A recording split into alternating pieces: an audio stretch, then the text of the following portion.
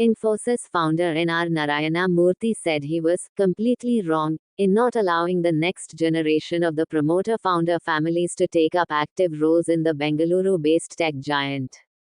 Doing so may have smoothed succession at the top. I was depriving this organization of legitimate talent, so I take back whatever I said, he said in response to ET's query on succession planning at the company. The reason is, at that point of time, probably, I embraced that idea because I was afraid that some people may bring undeserving candidates and put them in positions, and I wanted the future of the organization to be strong. Murthy was speaking at the Infosys 40-year anniversary celebrations in Bengaluru on Wednesday. We should not practice reverse discrimination also, added non-executive chairman Nandan Nilekani on rule about keeping the next generation out.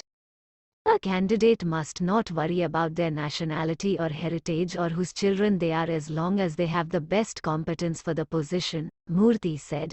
But you have to put in place the proper process of maturing in the organization before being given a suitable position or suitable responsibility. Nilekani said the biggest thing on his mind is having a succession plan for Infosys, including a replacement for himself. I'll be handing over the chairmanship role to a non-promoter whenever I exit from the same, so there is no plan B. If it doesn't work out, he said, I have to make sure that when I exit the scene, I implement his, Murthy, vision of putting in place the leadership structure, people and the right values to take it forward. Nilekani said he will remain chairman as long as required, but he's certainly not looking at being around till the 50th anniversary of the company. The company will focus on 3 R's: relevance, responsiveness and resilience, to remain one of the dominant players in the industry. I'm sort of energized by the opportunity that Infosys has.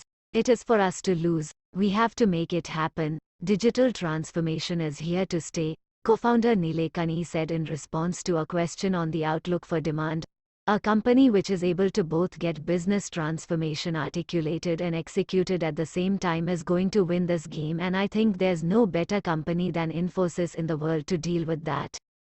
Infosys co-founders S. Chris Gopalakrishnan, K. Dinesh and S.D. Shibulal were also present at the event along with current CEO Salil Parekh.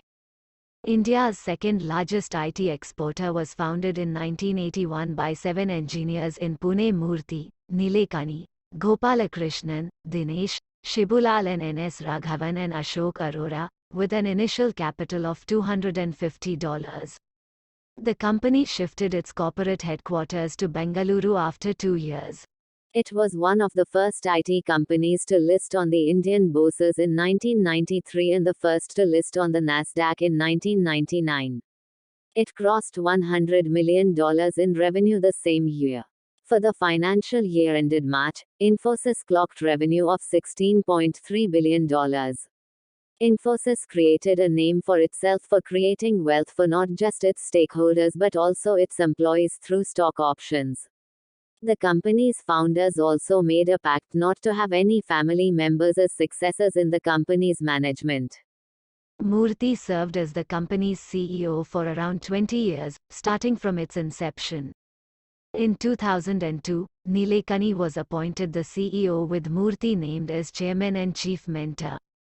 He handed the chairmanship role to K.V. Kamath in 2011. Murthy returned in 2013 as executive chairman of the board with son Rohan Murthy joining him as executive assistant.